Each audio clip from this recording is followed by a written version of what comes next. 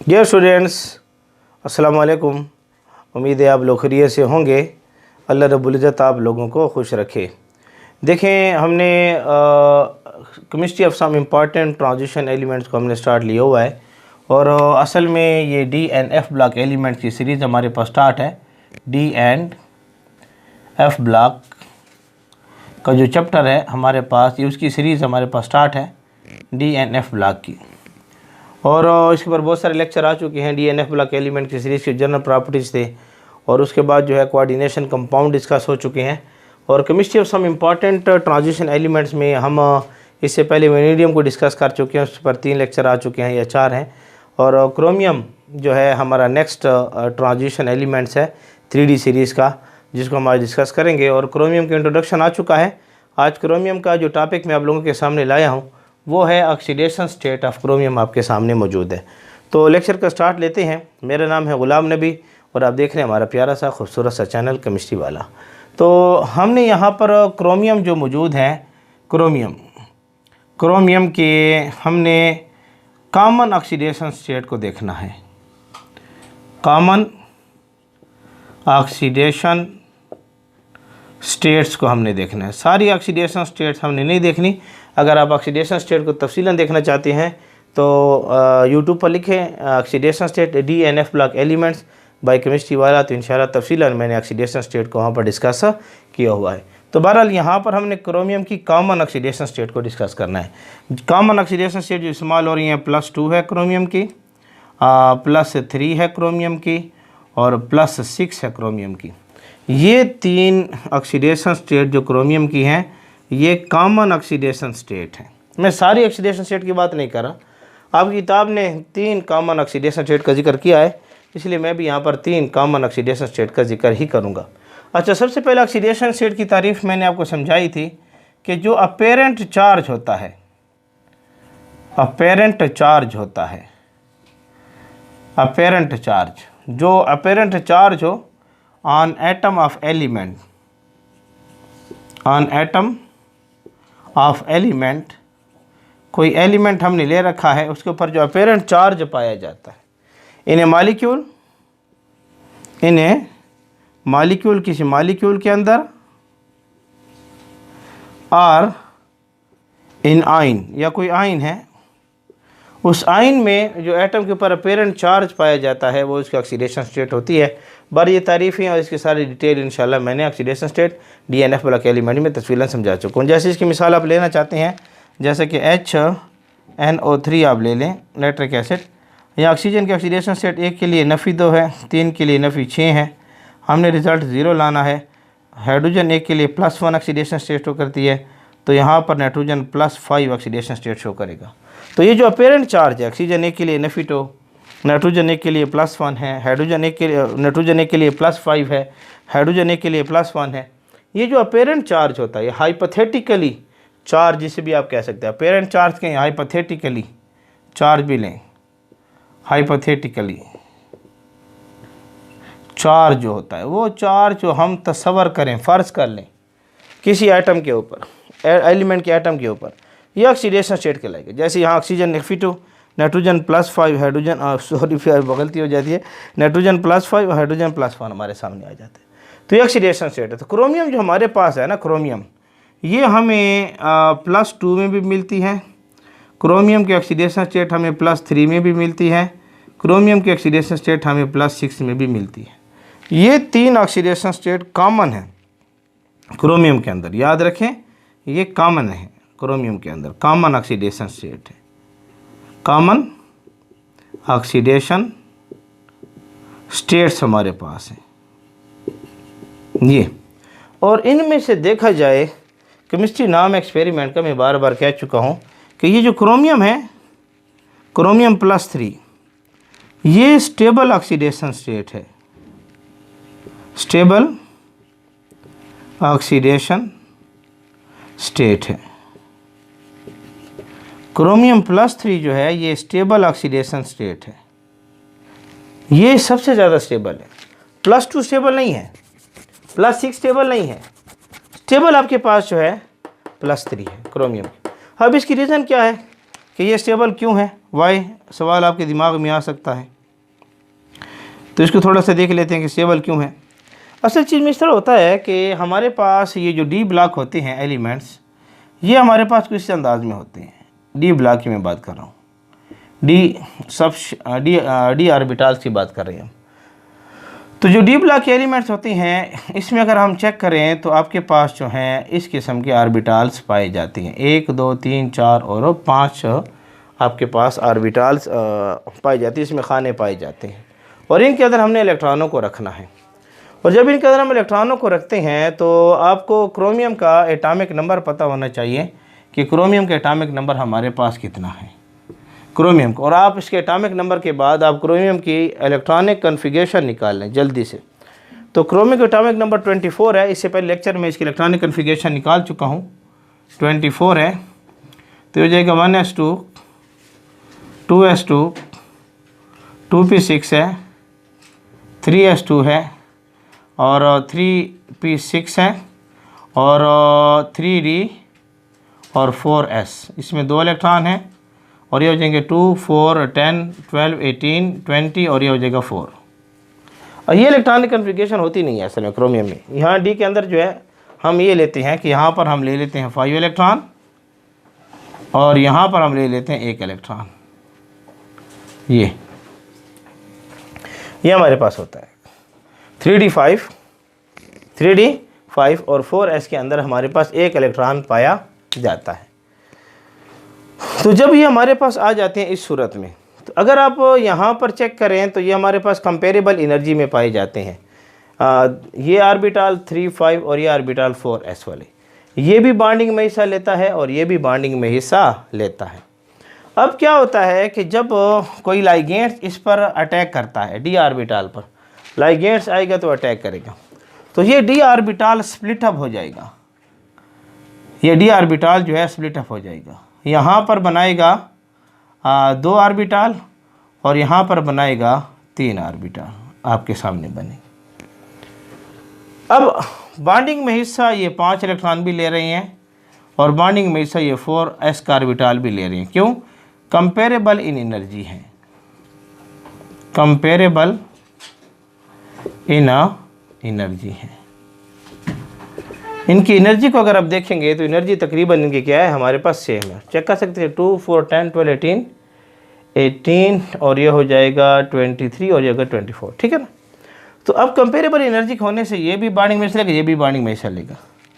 तो आपके पास जब यहाँ पर ये अटैक होता है हमारे पास यहाँ पर, तो अटैक होने के साथ ये होते हैं कि ये 6 इलेक्ट्रॉन हमारे पास मौजूद थे।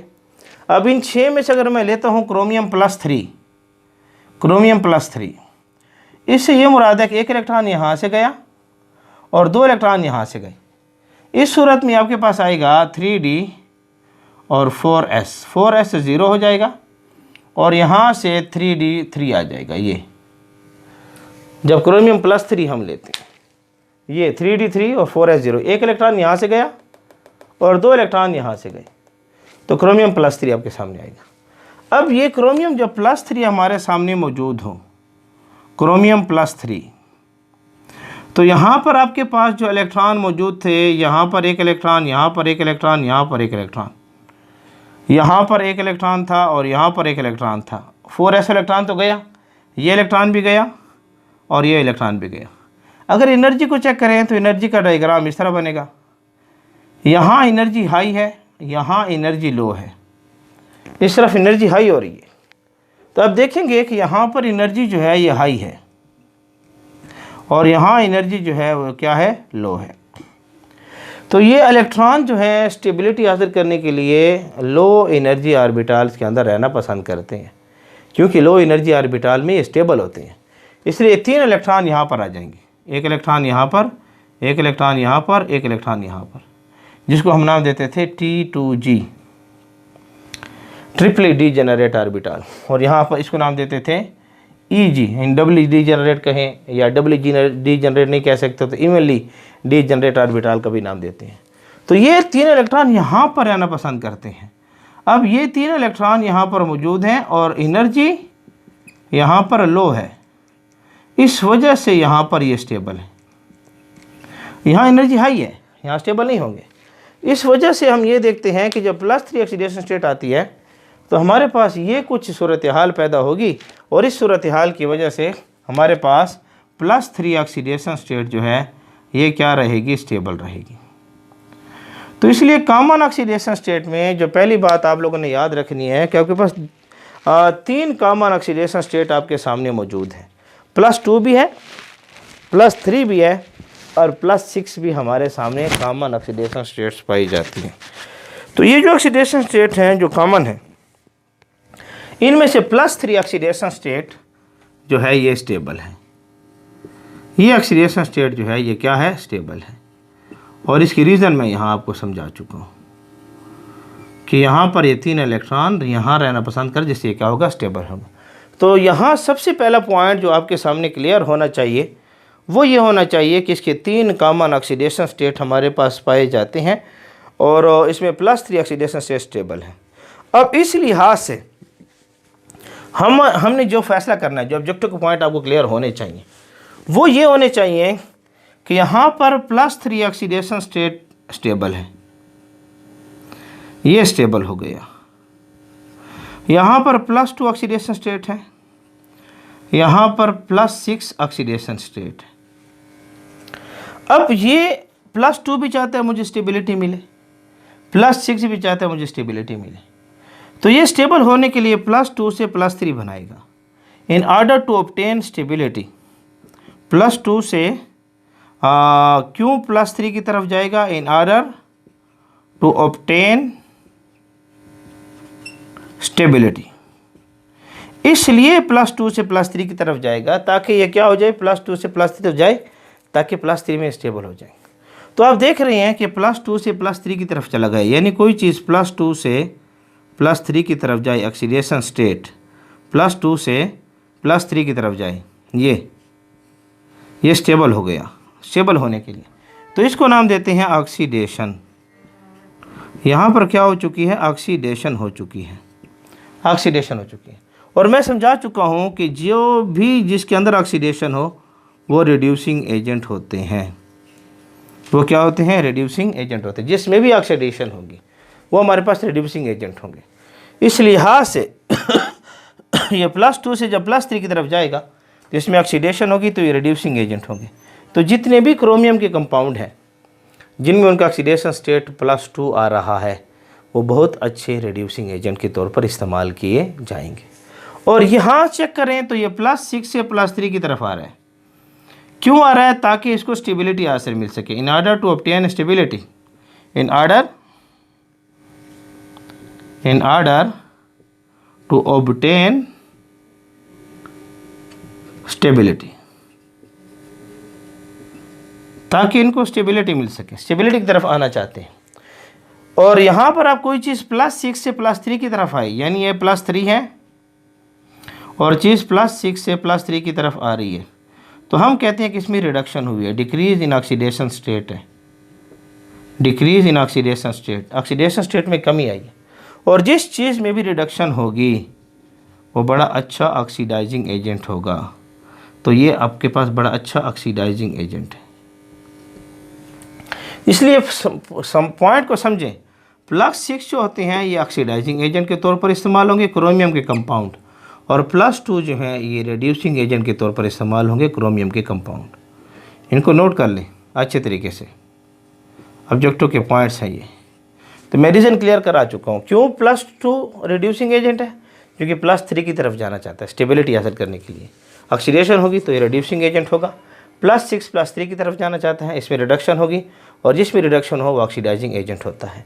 तो इस लिहाज से ये आपके पास जो है +2 ये आपके पास होगा रिड्यूसिंग एजेंट, और ये जो +6 है ये आपके पास होगा ऑक्सीडाइजिंग एजेंट के तौर पर क्या होगा, इस्तेमाल होगा। तो इन पॉइंट्स को अच्छे तरीके से याद रखें, ये ऑब्जेक्टिव के पॉइंट्स हैं जो आपके कोर्सेज में इस्तेमाल हो रहे हैं। तो ये जितना लिखा है इसको अच्छे तरीके से नोट कर लें, और स्क्रीनशॉट लेना चाहते हैं तो स्क्रीनशॉट ले लें ताकि हम इसकी मज़ीद वजाहत कर सकें। शाबाश, जल्दी स्क्रीनशॉट ले लें, शाबाश, ले लें स्क्रीनशॉट, शाबाश। उम्मीद है आप लोगों ने स्क्रीनशॉट ले लिया होगा। हम इसको साफ़ करने जा रहे हैं ताकि इसकी मज़ीद वजाहत कर सकें। उम्मीद है आप लोगों ने स्क्रीनशॉट ले लिया होगा। हम इसको साफ़ कर लें। अब जब हमने क्रोमियम की ऑक्सीडेशन स्टेट को देख लिया, कॉमन ऑक्सीडेशन स्टेट को देख लिया, अगर आप मज़ीद ऑक्सीडेशन स्टेट को तफसीलन देखना चाहते हैं तो DNF block elements transition elements by chemistry वाला यूट्यूब पर लिख दें तो इंशाअल्लाह अज़ीज़ आपको मिल जाएंगे, या हमारे चैनल की प्लेलिस्ट पर जाएं, वहाँ पर DNF ब्लॉक एलिमेंट्स उसमें आप चेक करें लेक्चर्स को तो इंशाअल्लाह आपको लेक्चर मिल जाएगा, और वहाँ मैंने तफसीलन ऑक्सीडेशन स्टेट को डिस्कस किया हुआ है, तो इसको आपने नोट कर लिया होगा। अच्छा जी, अब थोड़ा सा मज़ीद हम देखते हैं कि हमारे पास जो एग्ज़ाम्पल्स आ रहे हैं, एग्ज़ाम्पल्स, उन एग्ज़ाम्पल्स को हम चेक करते हैं कि क्रोमियम +2 ऑक्सीडेशन स्टेट की एग्ज़ाम्पल, क्रोमियम +3 की ऑक्सीडेशन स्टेट की एग्ज़ाम्पल, और क्रोमियम +6 की ऑक्सीडेशन स्टेट की एग्ज़ाम्पल। और जब इनकी एग्ज़ाम्पल को हम देखेंगे तब हमने देखना है इनकी एसिडिक नेचर को, एसिडिक नेचर को, और एसिडिक नेचर हम चेक करेंगे according to Lewis, according to Lewis concept के हिसाब से इनकी एसिडिक नेचर को हम चेक करेंगे। अब लिविस कंसेप्ट तो आपको पता है, लिविस ने जो कंसेप्ट पेश किया था फर्स्ट ईयर में आप इसको पढ़ कर आए होंगे, और ज़िंदगी ने वफा की इंशाल्लाह हम इसको पढ़ेंगे।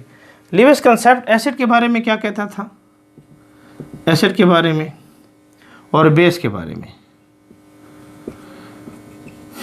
आपकी किताब में लिखा हुआ है एसिड और बेस के बारे में कंसेप्ट लिखा हुआ है कि लिविस कंसेप्ट क्या कहता था कि बेस क्या है कि जो लोन पेयर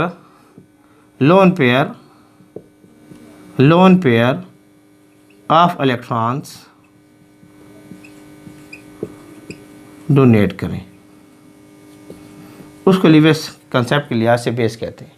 जैसे कि लिविस NH3 को बेस कहता था, लिविस जो था NH3 को बेस कहता था क्योंकि अपने लोन पर इलेक्ट्रॉन डोनेट करता है, लोन पर इलेक्ट्रॉन क्या करता है, डोनेट करता है, इस लिहाज से ये क्या था, बेस था लिविस के लिहाज से। और प्रोटॉन H पॉजिटिव को ले, लिविस के लिहाज से एसिड है क्योंकि लोन पर इलेक्ट्रॉन को क्या करता है, एक्सेप्ट करता है। तो इसलिए क्या कहता था, ये कहते कि लोन पेयर ऑफ इलेक्ट्रॉन को जो एक्सेप्ट करे वो एसिड है लिविस के हिसाब से। जैसे कि मैंने आपको यहाँ पर प्रोटॉन की मिसाल दे दी है, H पॉजिटिव प्रोटॉन एसिड है। लेकिन एक चीज़ मैं आपको क्लियर कर दूँ, असल में लिविस कहता था कोई भी रिएक्शन हमारे पास मौजूद है उसमें या तो इलेक्ट्रॉन गेन होता है या लूज़ होता है।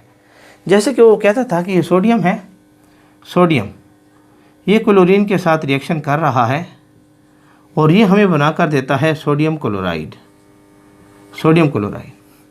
यहाँ इसकी ऑक्सीडेशन स्टेट -1 है, यहाँ इसकी ऑक्सीडेशन स्टेट +1 है, यानी कंपाउंड है ना। तो क्या हुआ कि इसकी ऑक्सीडेशन स्टेट यहाँ 0 था, ये 0 से +1 हुआ है, इसकी ऑक्सीडेशन स्टेट 0 थी, ये 0 से -1 हुआ है, 0 से -1 हुआ है।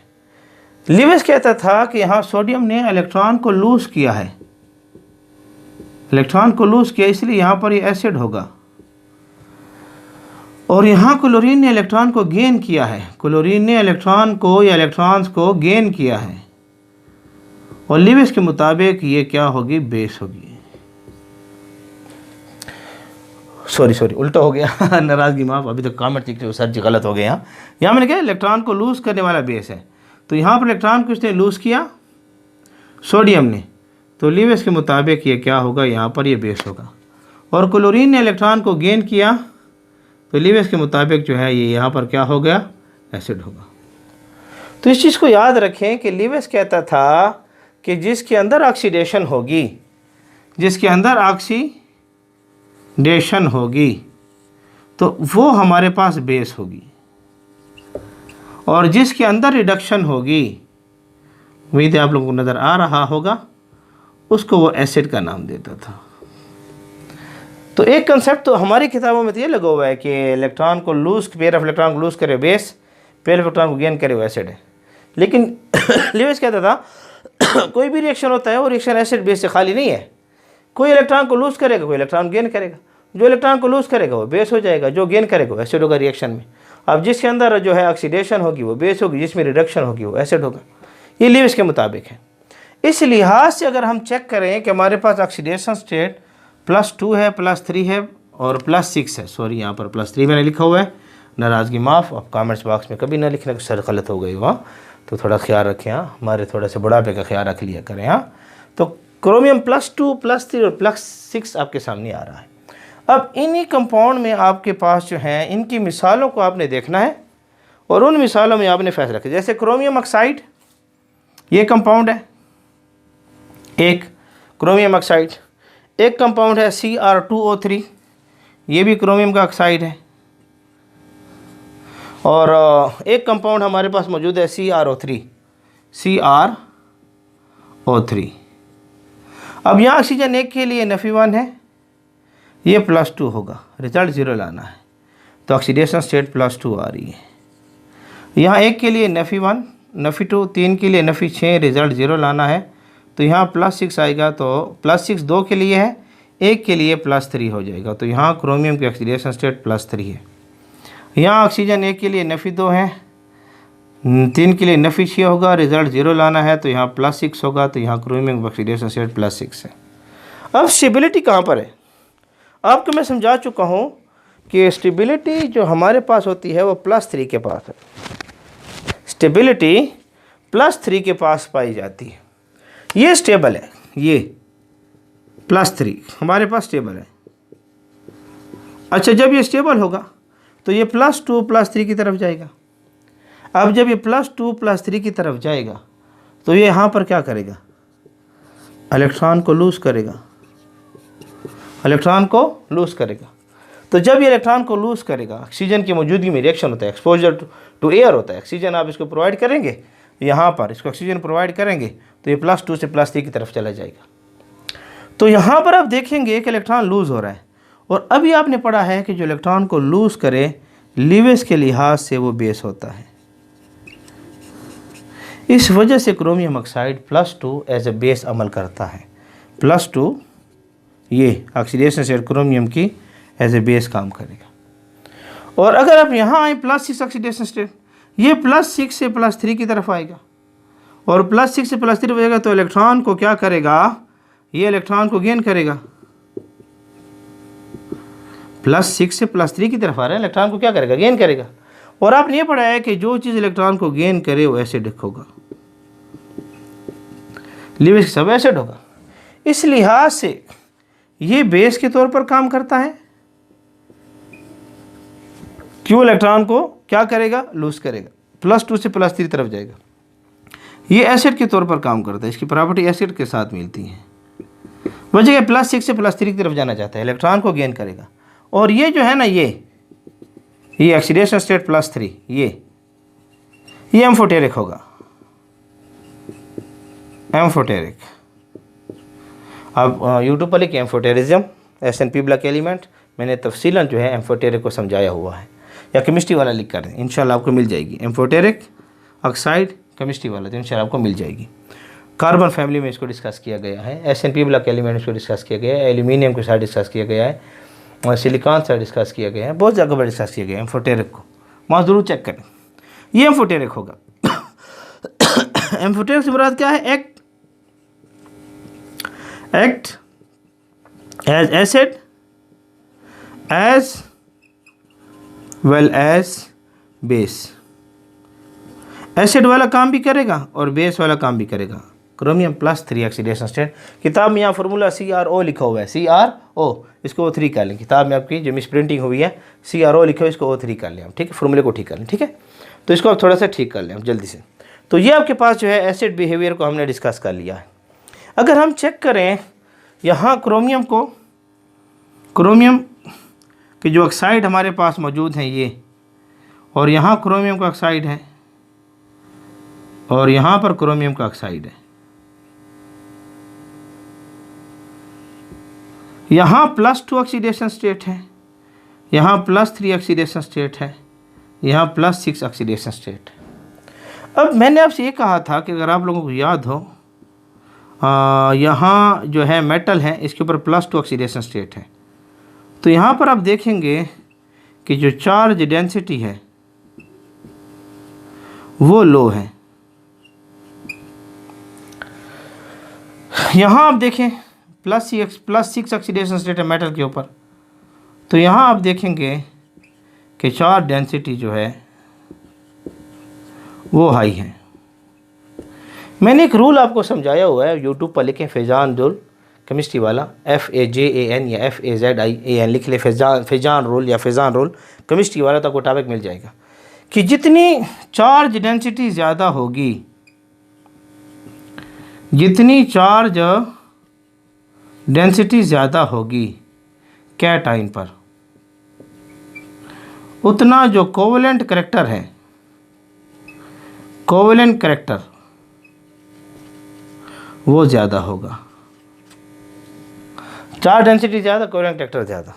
तो यहाँ चार्ज डेंसिटी ज़्यादा है कैटाइन के ऊपर, ये कैटाइन है, ये भी कैटाइन है। यहाँ चार्ज डेंसिटी +2 है, यहाँ चार्ज डेंसिटी +6 है।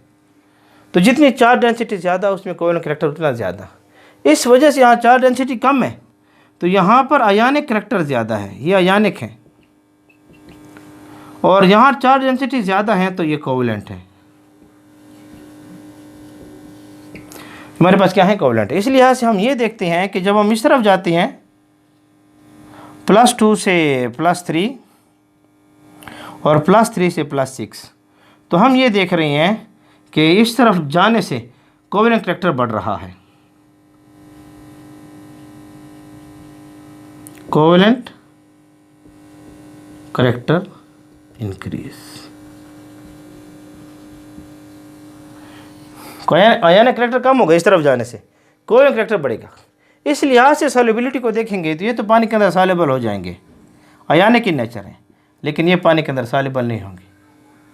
क्यों, वजह क्या है, कोवेलेंट इन नेचर। जो चीज़ कोवेलेंट होती है वो पानी के अंदर ज़्यादा हल नहीं होती। तो सॉल्युबिलिटी के लिहाज से याद रखें, आप इस तरफ जब जाते हैं तो ये आयनिक है, फिर ये कोवेलेंट, फिर और ज़्यादा कोवेलेंट। इस तरफ जाने से कोवेलेंट करैक्टर बढ़ रहा है। +2, +3 और +6 की बात कर रहा हूँ। तो वजह क्या है, चार्ज डेंसिटी बढ़ रही है। फैजान रूल कहते हैं कि कैटाइन के ऊपर चार्ज डेंसिटी बढ़ेगी तो कोवेलेंट करैक्टर भी क्या होगा, बढ़ेगा। तो इस लिहाज से इसकी सॉल्युबिलिटी कम, इसकी सॉल्युबिलिटी ज़्यादा। अगर मैं सॉल्युबिलिटी ऑर्डर देखूं,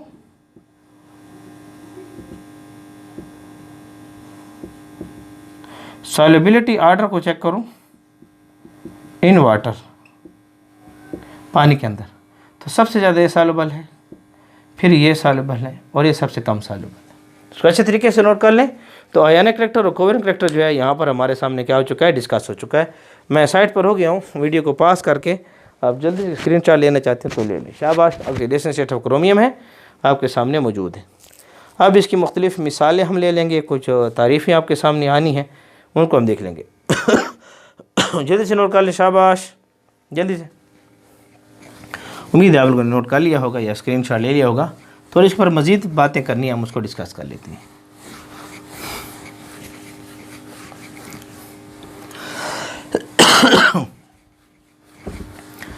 तो ये एसिडिक करैक्टर भी हो गया, कोवेलेंट करैक्टर भी हमारे सामने आ गया है, और इसकी वजाहत भी आपके सामने आ चुकी हैं। इसकी मज़ीद वजाहत भी इंशाल्लाह अभी मज़ीद करते हैं।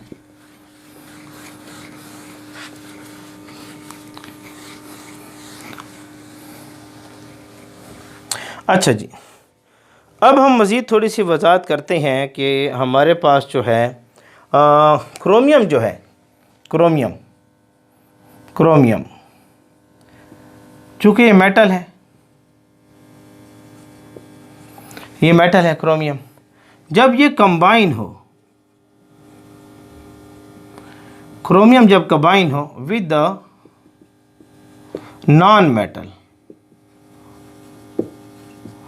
नॉन मेटल्स के साथ, ये कंबाइन हो नॉन मेटल के साथ, तो इट फॉर्म साल्ट। तो ये हमें साल्ट बना कर देगा। तो जो रखें ये हमें क्या बना कर, साल्ट बना कर देगा। तो ऐसा साल्ट जिसमें क्रोमियम +2 ऑक्सीडेशन स्टेट शो करे, उस साल्ट को नाम दिया जाता है, क्रोमस साल्ट का नाम दिया जाता है, जिसमें ये +2 ऑक्सीडेशन स्टेट शो करे, chromous salt, CH ROMOUS, chromous salt का नाम दिया जाएगा। The salt in which the chromium show +2 oxidation state is known as chromous salt. तो क्या तारीफ हो जाएगी? The salt in which chromium show +2 oxidation state. अजान आ चुकी है, तो अजान के बाद लेक्चर का स्टार्ट लेते हैं, ठीक है ना।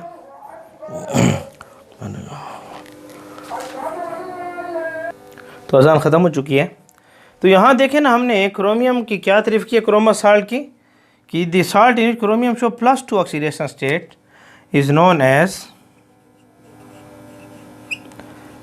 As chromous salt. Chromous salt, तो इसको क्रोमस साल्ट का नाम देंगे। बहुत सारी मिसालें इसकी किताब में लगी हुई हैं, आप उन मिसालों के नाम को शाबाश चेक कर सकते हैं तो कर लें। क्रोमियम डाइक्लोराइड है, क्रोमियम सल्फाइड है, क्रोमियम सल्फेट है, क्रोमियम कार्बोनेट है, क्रोमियम क्लोराइड है। एक के लिए नफ़ी 1, 3 के लिए नफ़ी 3, रिज़ल्ट 0 लाना है तो यहाँ +3 आएगा। प्लस क्रोमियम डाइक्लोराइड होगा, ट्राई नहीं है, ये डाई है। ये एक के लिए नफ़ी 1, 2 के लिए नफ़ी 2 हो जाएगा। एक के लिए नफ़ी 1, 2 के लिए नफ़ी 2, रिज़ल्ट 0 लाना है तो यहाँ +2, ये आपके सामने आएगा। क्रोमियम सल्फाइड है, एक के लिए नफ़ी 2, रिज़ल्ट 0 लाना है, यहाँ +2 आ जाएगा।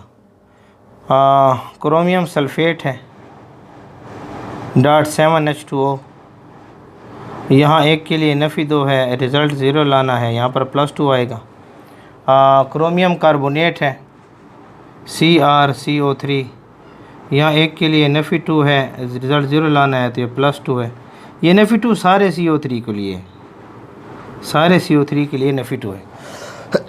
तो ये जो हमारे पास साल्ट लगे हुए हैं, ये जितने भी साल्ट मैंने आपके सामने लिए हैं, इनको क्रोमस साल्ट का नाम देते हैं। तो ये डिफिनीशन पूछते हैं एग्ज़ाम के लिहाज से कि डिफ़ाइन क्रोमस साल्ट, क्रोमस साल्ट किसे कहते हैं।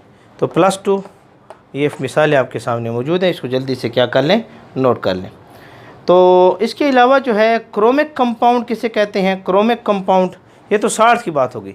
एक कंपाउंड हमारे पास होते हैं क्रोमिक कंपाउंड, क्रोमिक कंपाउंड्स। यहाँ साल्ट की बात नहीं कर रहा मैं, यहाँ पर क्रोमिक कंपाउंड्स की बात कर रहा हूँ। क्रोमिक कंपाउंड्स के डिफिनीशन के अल्फाज हमारे पास कौन कौन से हैं? The compound of chromium, the compound of chromium, chromium के वो compound in which the chromium, in which the chromium show +3 oxidation state is known as chromic compound, chromic compounds।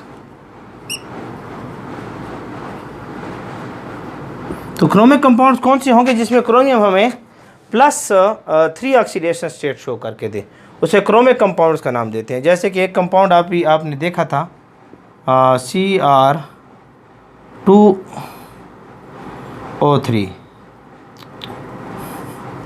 Cr2O3, यहाँ एक के लिए नफ़ी 2, नफ़ी 6, रिज़ल्ट 0 लाना है तो +6, ये 2 के लिए, एक के लिए +3, तो ये क्रोमिक कंपाउंड कहलाएगा। क्या कहलाएगा? क्रोमिक कंपाउंड हमारे पास पाया जाता है। तो बहरहाल इसमें क्रोमेट डाइक्रोमेट का जिक्र भी आएगा, तो नेक्स्ट लेक्चर में उसको हम इंशाल्लाह तफसीलन डिस्कस कर लेंगे। क्रोमिक कंपाउंड हमारे पास आते हैं। इसकी मज़ीद मिसालें भी हैं। क्रोमियम ट्राइक्लोराइड ले लें, CrCl3, एक के लिए नफ़ी 1, 3 के लिए नफ़ी 3, रिज़ल्ट 0 लाना है तो ये +3 आ जाएगा। ये भी क्रोमिक कंपाउंड है, और क्रोमिक कंपाउंड में क्रोमिक साल्ट है, क्रोमिक साल्ट है। क्रोमियम सल्फेट ले लें, SO4 होल थ्राइस और डॉट आपने पानी के मालिक्यूल भी इसके साथ अटैच करनी है। ये क्रिस्टल की हालत में पाई जाती है, वाटर ऑफ क्रिस्टलाइजेशन का नाम देते हैं। 18 मालिक्यूल पानी के अटैच हैं इसके साथ, 18 H2O अटैच हैं इसके साथ। यहाँ सल्फेट एक के लिए नफ़ी दो, एक Cr2 हो जाएगा, Cr2O3, ये हो जाएगा नफ़ी 6, रिज़ल्ट 0 लाना है, +6 हो जाएगा +3। यहाँ Cr2SO4 होल थ्राइस होगा, Cr2SO4 होल थ्राइस। इसको ठीक कर लें, किताब में फार्मूला यहाँ पर आपके पास Cr2 नहीं लगा हुआ नहीं है, इसको भी आप ठीक कर लें। तो ये 3 मिसालें जो हैं क्रोमिक कंपाउंड्स की आपके सामने आ चुकी हैं। तो +3 ऑक्सीडेशन स्टेट की मिसालें अगर आप लेना चाहते हैं तो आपकी किताब ने जो है इसके ऊपर जो है 3 मिसालें आपके सामने लगाई हुई हैं, जिसमें ऑक्सीडेशन स्टेट +3 हमारे पास मौजूद है। 3 मिसालें oxidation state +3, chromium oxidation state +6, sorry +3 मेरे मुंह से आ रहा था, +6 oxidation state, chromium oxidation state +6। एक तो अभी आपके सामने आई थी, यहाँ मिसाल हमने ली थी क्रोमियम की ऑक्साइड्स की, CrO3। यहाँ ऑक्सीजन 1 के लिए नफ़ी 2, 3 के लिए नफ़ी 6, रिज़ल्ट 0 लाना है तो +6 आपके सामने क्रोमियम ट्राई ऑक्साइड आपके सामने आ जाएगी, +6। दूसरा आप लेना चाहते हैं क्रोमियम +6 की मिसाल, तो K2Cr2O7, K2Cr2O7, potassium dichromate, potassium dichromate, ये आपके सामने है। ये ऑक्सीजन 1 के लिए नफ़ी 2, 7 के लिए नफ़ी 14, 7 के लिए नफ़ी 14, रिज़ल्ट 0 लाना है। यहाँ 1 के लिए +1, 2 के लिए +2, तो 14 में से 2 को निकाल लें तो +12 आ जाएगा, +12 जो है 2 के लिए, 1 के लिए +6 आएगा। Potassium dichromate oxidation state chromium की +6 आपके सामने आ रही है। और K2CrO4 chromium +6 oxidation state show करेगा, K2CrO4। ये ऑक्सीजन 1 के लिए नफ़ी 2, 4 के लिए नफ़ी 8, रिज़ल्ट 0 लाना है। यहाँ 1 के लिए +1, 2 के लिए +2, यहाँ पर हमारे पास क्या आएगा, +6। तो ये आपके पास क्रोमियम +6 ऑक्सीडेशन स्टेट वाले कंपाउंड आपके पास मौजूद हैं। ये एक कंपाउंड है, ये दूसरा है और ये तीसरा है आपके पास। तो बहरहाल ये ऑक्सीडेशन स्टेट ऑफ क्रोमियम है, जिस पर हमारी तफसीलन बात आ चुकी है। मैं साइट पर हो गया हूँ, अब जल्दी इसको नोट कर लें, शाबाश नोट कर लें, शाबाश शाबाश शाबाश शाबाश, स्क्रीनशॉट ले लें। उम्मीद है आप लोगों ने नोट कर लिया, कोई स्क्रीनशॉट ले लिया होगा। तो याद रखें, आपका हमारा प्यारा सा साथ है केमिस्ट्री वाला के नाम से, ये आप ही लोगों का चैनल है। इसको लाइक करें, सब्सक्राइब करें और से ज़्यादा बच्चों को शेयर करें। हमारा पेज है केमिस्ट्री वाला, उसको फॉलो करें। हमारे फेसबुक पर लेक्चर आ रहे हैं, वहाँ से इसको शेयर करें, ताकि हम एक क्वालिटी एजुकेशन केमिस्ट्री के ज़रिए बच्चों को पहुँचा सकें। अल्लाह रब्बुल इज़्ज़त आप लोगों को खुश रखे।